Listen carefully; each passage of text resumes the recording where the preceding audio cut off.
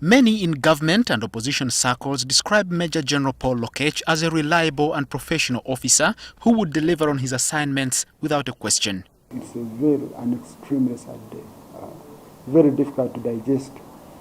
He's one of those battle-hardened commanders. You know, when they shot at General Katumba, he came out and assured the nation that those criminals will be arrested, will be apprehended.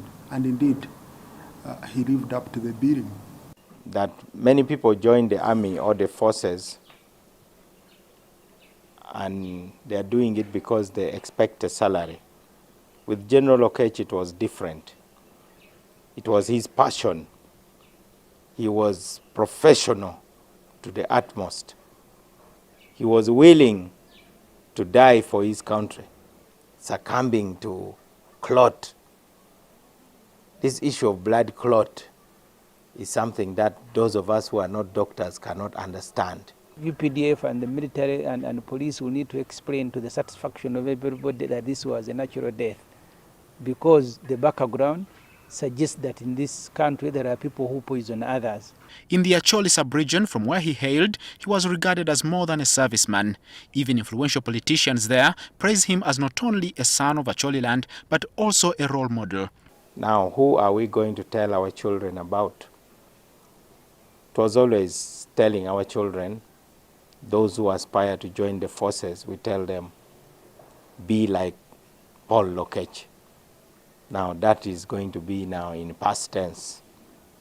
I've monitored all the WhatsApp groups of our community. Everybody is speechless.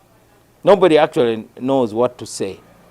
Having demonstrated the capacity to survive grueling physical exertions, now we in Acholi are going to receive his coffin. The former district chairperson of Gulu would spend an hour narrating the legacy of this man. But there are those like the former opposition chief whip who would not find any impression from the deceased military man. And his elevation was received very warmly. And everybody knew that he deserved that position.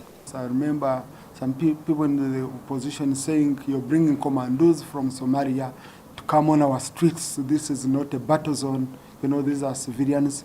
But he has surprised many. The way he has handled security matters in a civil way. First of all, my condolences to his family, the UPDF and police and all the institutions where he has served. But the death, whether sudden or not, of a very powerful man who was speaking with a lot of power, should always be a lesson to those who hold power, those who wield the guns. It should soften their hearts to begin treating human beings as human beings. None of us is in full control of his destiny. For Chira Municipality MP Semujunganda, the former assistant to former Army Commander, Major General James Kazini was more of a machine who lived the expectations of his superiors, not national service. A military man in the police. Militarizing police, yes, but professionalizing police, no. The case that Lokech will be remembered for in police, the one that he handled personally, kept briefing the country personally, not even through spokesperson, was the attempted assassination of General Katumba.